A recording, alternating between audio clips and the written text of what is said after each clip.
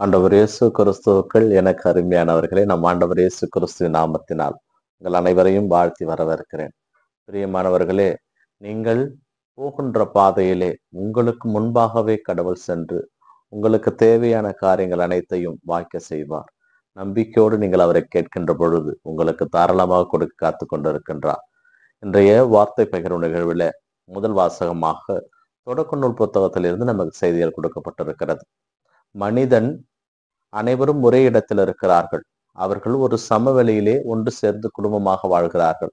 அப்பொழுது தாங்கள் எங்கேயும் பிரிந்து போகாமல் இருப்பதற்காக உயர்ந்த கோபுரம் ஒன்றை கட்ட முயற்சி செய்கிறார்கள். அதற்கான வேலையை செய்கிறார்கள். ஆனால் கடவுள் மனிதன் செய்வதை காண வந்த அவர், மனிதன் ஒரு இடத்திலே தங்குவது நல்லதல்ல, அவன் உலகம் முழுவதும் சிதறண்டு போக வேண்டும் என்பதை அறிந்து அவர்களுக்குள் குழப்பத்தை வரவழைக்கிறார். அந்த இடத்திற்கு பாபேல் கோபுரம் என்று பெயர் வைக்கப்படுகிறது. பிரியமானவர்களே, ஓடினால்தான் நதி. அப்படியே ஒரு இடத்திலே தேங்கி நின்றால் அதன் பேர் குட்டை, சாக்கடை. ஓடிக்கொண்டிருக்கின்ற பொழுதுதான் அந்த நதிக்கு, அந்த நீருக்கு வாழ்வு இருக்கும். அது ஒரு இடத்திலே சேர்ந்து விட்டால் அது நாள் காலப்போக்கிலே அது துர்நாற்றம் அடிக்க ஆரம்பித்து விடும்.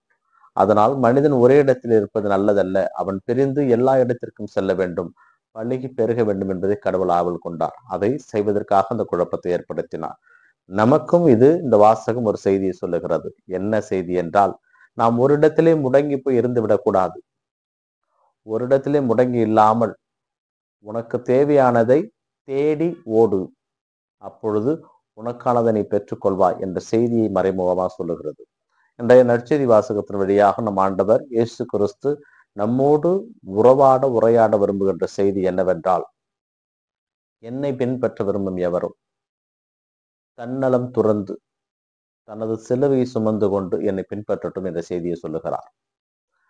அதை காத்து கொள்ள விரும்பும் எவரும், அதாவது தன்னுடைய தன்னலத்தை, தன்னுடைய உடமையை காத்து கொள்ள விரும்பும் எவரும் அதை இழந்து விடுவார்கள். நற்செய்தியின் பொருட்டு அதை இழக்க தயாராக இருப்பவர்கள் காத்துக் கொள்வார்கள் என்ற செய்தியை சொல்லுகிறார். ஏன் இயேசு இந்த வார்த்தையை இங்கே பயன்படுத்துகிறார் என்றால், அவரோடு எப்பொழுதுமே ஒரு கூட்டம் வந்து கொண்டே இருக்கிறது. அவர் செய்கின்ற அதிசயத்திற்காகவும் அற்புதத்திற்காகவும் அவர் கொடுக்கின்ற உணவிற்காகவும் அவரோடு ஒரு கூட்டம் வந்து கொண்டே இருக்கிறது. அப்பொழுதுதான் அவர்களை பார்த்து, மக்களை பார்த்தும் சீடரை பார்த்தும் நம் ஆண்டவர் இயேசு கிறிஸ்து சொல்லுகிறார், என்னை பின்பற்ற விரும்பும் எவரும் எனது சிலுவையை சுமந்து கொண்டு வர வேண்டும், தன்னலம் துறக்க வேண்டும், எனக்கு, என் குடும்பம், எனது ஊர் என்பதை மறந்துவிட்டு எல்லாருக்குமானவர்களாக நீங்கள் வாழ வேண்டும் என்ற அழைப்பை நம்ம கொடுக்கிறார்.